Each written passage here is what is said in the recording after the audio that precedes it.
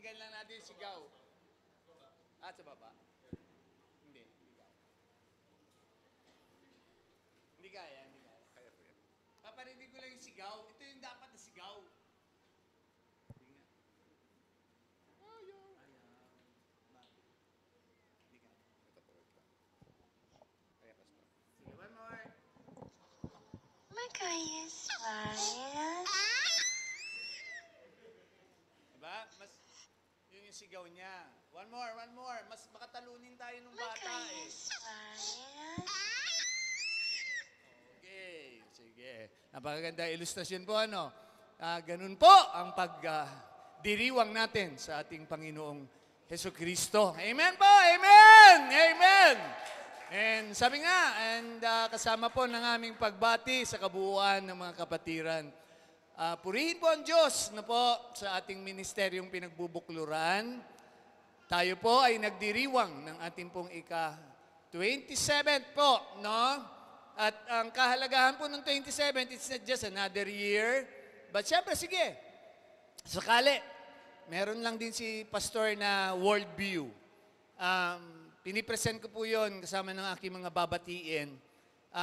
I just want really to just, again, na po, echo yung mensahe ko po last Sunday, no? Bago tayo magkamustahan, magbatian, and patuloy na magdiwang. Yun po yung atin pong gagawin sa araw na ito. But ano pa yung ipagdiriwang natin? Tandaan po natin, sa kabuuan po ng mga kapatiran, kami po patuloy na nagpapaalaala kahit wala tayong mensahe sa umagang ito. It's just a welcome remarks ni Pastor Ed para ipaunawa, kung hindi man kayo nakapakinig last Sunday, yung kahalagahan ng taon na ito para sa ating pananampalataya. Hindi lamang po sa ating ministeryo. Even I, as your pastor for the past 33 years, no, sabi nga, dito lang po ako na mulat, no, sa ministeryong ito, the Holy and True Christian Fellowship, na for the past 27 years, inihahanda na pala tayo ng Panginoon sa kanyang muling pagbabalik. No? Kung yung mga essence natin, mensahe nun, typical pa yun eh. Hindi pa natin nakikita yung mga signs of the age, mga pangyayari. And pwedeng sabihin nyo, Pastor, what if may next year pa tayo? Kasi sabi sa Thessalonians hindi naman dadating ang Panginoon. No? Well, lagi naman sinasabi ni Pastor yun Kung hindi man dumating pa ang Panginoon sa kanyang timetable, wala naman pong mawawala sa atin kung tayo po lahat ay handa na sa kanyang muling pagbabalik. Pero kung sakali na tayo ay mga nagpapabaya, nagsasayang ng buhay natin, at dumating ang Panginoon anumang oras sa ulap, malaki po ang nasayang sa inyong mga buhay. Bakit po? Mind you, iba yung timetable sa Lumang Tipan. Iba din yung timetable ng kwento ng Thessalonica. No? Hindi pa nila alam yung tinataguriang mga timetable na yan na naunawaan na ng marami. No po? At ang pinupursigi lang po doon sa mensahe, kabuuan, at yun ang gagamitin natin ng buong taon na ito habang wala pa si Lord, ay yung palagiang pagiging handa natin sa kanyang muling pagbabalik. Na po? Dahil ng 1940 plus, World War II, yung anti-Semitism para sa Hudyo ni Hitler, si Hitler lang yun. Si Hitler lang. Ang mundo ay nagpikit mata, nagbulag-bulagan, nagbingi-bingihan. Ngayon po, yung anti-Semitism, pakibasa niyo naman po yung mga pinupost ko para masundan ninyo ang nangyayari. World event na po ito. No? At dami na po daw ngayong magiging rally. At nabaliktad na ang kwento, ang masama na po ay ang bansang Israel. At alam niyo, magiging kakampi na lang po ng bansang Israel sa takdang panahon, tayo po na mga nakakaalam ng katotohanan sa salita ng Diyos. At as I have declared last Sunday, ongoing na po yan. So ano na mangyayari? Malapit na rin pong lumabas ang Antikristo. Para siya po yung magiging negotiator ng peace covenant. Nandun yan sa mga materials na piniresent ko sa inyo. No? Pakibasa niyo lang po, balikan ninyo. Madagdagan kayo ng spiritual na kaalaman. At sabi nga ng ating hashtag sa bagong taon na ito, Blessed is he, di ba ba? That watcheth. At sa Tagalog, palaging handa. I hope nandun po ang magiging tema natin sa bagong taon na ito, no? Nakaugnay ang mga kakaharapin natin. So sa mga kapatiran na may mga kalalagayang mahihirap, well, masigit sa inyo ang aming pasasalamat kasi ito yung lagi kong binabalanse. No? Ano man ang mga katatayuan natin sa buhay ngayon, pantay-pantay tayo sa Panginoon. Going back lang po sa ilang kapatiran, alam niyo yung mga dahilan na nauna na kay Lord na tulog. Pinahinga na sila, tapatan po ito kahit nakikinig kayo sa akin ngayong umaga. Pinahinga na po sila ng Diyos, kaya kinuha na po sila. O, alam niyo na yun kung ano yung mga ginawa ninyo. At huwag niyo na po hintayin pa, no, na kayo ay hindi magkita-kita sa takdang panahon at kalungkutan, yung mga nagsasayang ngayon. At sayang nga ng pastor, pag ang mga tupa, as I would like to welcome them, praise God! No? May bago akong updates, mga bagong kapatiran, no? Na naalala niyo nung kayo'y bagong tanggap sa Panginoon? Naalala niyo pa ba? Yung mga matatanda na natin sa pananampalataya dito, ano ang init natin noon? Ngayon baka ano nang lamig. No po? And sama na po ng pagkakataon na aking pinapaunawa. Today, sama-sama po yan na inaalay natin sa Panginoon as this is our welcome time and kasunod po ng offering time, inuugnay ko na lang po, no? Yung mga bagong kapatiran na matapos din po ang taon ay nagpasabi na po na sila po ay magpapaalaga na sa atin sa Holy and True Christian Fellowship. Let's welcome them po, yung mga kapatiran natin sa ibang lugar. Ano po, God bless you all. Hindi ko na kayo i-mention kasi may mga iba pa kayong kamag-anakin yata na nagpipray pa. Ano po?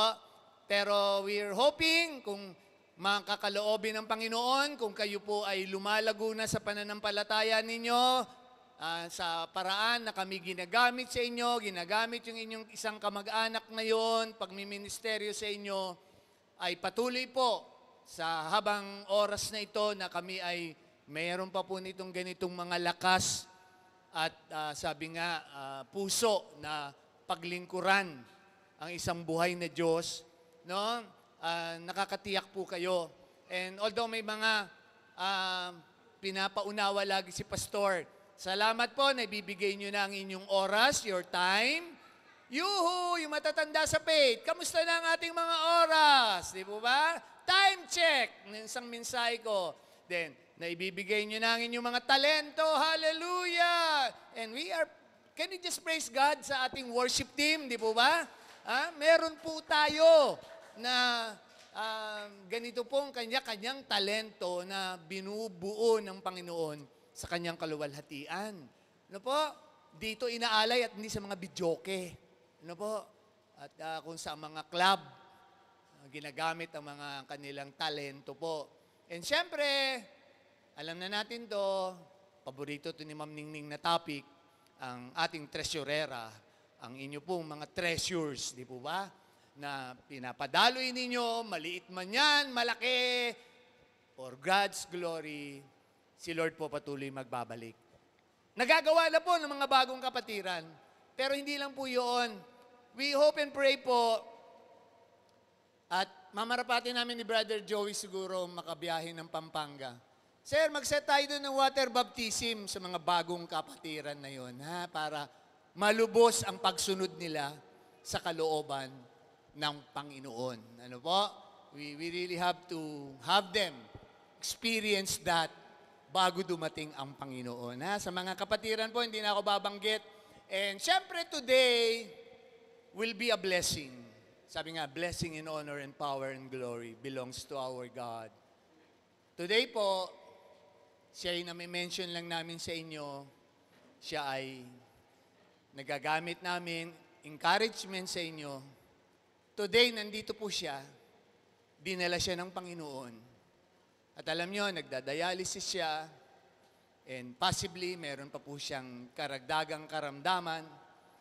Well, we would like to welcome Sister Helen Granado. Ayan po, pakiikot nga yung camera, anak. Makita si Sister Helen Granado sa ating lugar. Tayo ka, Sister Helen.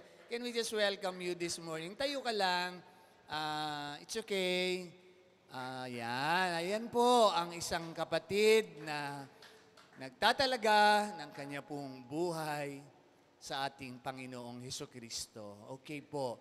And kagalakan po namin na kayo ay aming makapiling sa umagang ito. Siyempre, sama na ng mga kamanggagawa sa iba't ibang lugar, kapatiran sa iba't ibang lugar. May mga nagpasabi po, hindi makakarating. And really, full pack na nga po tayo. Wala pa nga po yung iba. May darating pa mamaya, I know. But anyways, we are just celebrating today yung atin pong, hindi po dahil anniversary lang. Lagi yung ating kaligtasan sa Panginoon. At lalo na tayong nalalapit na ang mga katuparan. Pansinin nyo lang ha, hiyahabol ko talaga eh. Salamat, wala tayo sa Old Testament pa. Pero sa Old Testament, sinulusyonan nyo ng Panginoong Hesukristo. Diba? Sa panahon ni Abraham at nung mayaman na yon, kinuha sila sa Luke 6:18, no? At dinala na sila sa under the altar. Mininsahe ko po yun last Sunday. Tayo, nasa bagong tipan na. Tapos na lahat ang pangyayari. Nag-alay na ang Panginoon 2,000 years ago ng ating kaligtasan. No po? At natapos na rin ang mga gampanin ng mga apostol, ng mga mangangaral noong panahon nila. Napaabot na po sa atin yung Acts 2. No? You and your whole family and sama na ang next generation. Ayun po, ay nandun na tayo sa church age. Pag sinabing church age po, ito na po yung huling kapanahunan ng Iglesia sa Revelations chapter 4. Doon po, nag-iintay na lang tayo ng tinagurian. Caught up po, huwag kayong gagamit ng rapture or kung mga hindi biblical. Caught up po. Kukunin tayo ng Panginoon sa ulap. Babaguhin niya ang ating mga katawan sa espiritual na katatayuan. Anumang oras po. 1 Thessalonians 4, 1 Corinthians 15, nandyan po lahat yan. At yan po ang batayan ng ating pananampalataya. Kaya doon po sa mga may karamdaman, iba-iba po tayo ng kalalagayan eh. Meron pang karamdaman, meron pang emotional, yung ano bang klase talaga ang asawa mo, ano bang klase talaga ang biyanan mo, manugang mo, etc., etc. Anong klaseng buhay ba meron ako? And I really hope, kahit nga po sa mga kapatiran minsan may lungkot si pastor, kasi mga kapatiran na wala pa kayo sa kalooban ng Panginoon, dami niyong dadanasin pa. And ako, alam ko, I for one, hindi naman ako sa masaya kasi kalungkutan ko yun pag ang tupa ay napapaliwara. Ang kasiyahan ng isang pastor, pag lumalago ang tupa. At nabe-benefit niya yung mga inawit natin kanina. Yung mga pagpapaala ng Panginoon, paraan ng Panginoon. Pero marami pa rin na talaga yata tayo, na-indoctrinate tayo ng dating relihiyon. Alam niyo yung dating relihiyon, pahirap ang Diyos nila, di ba?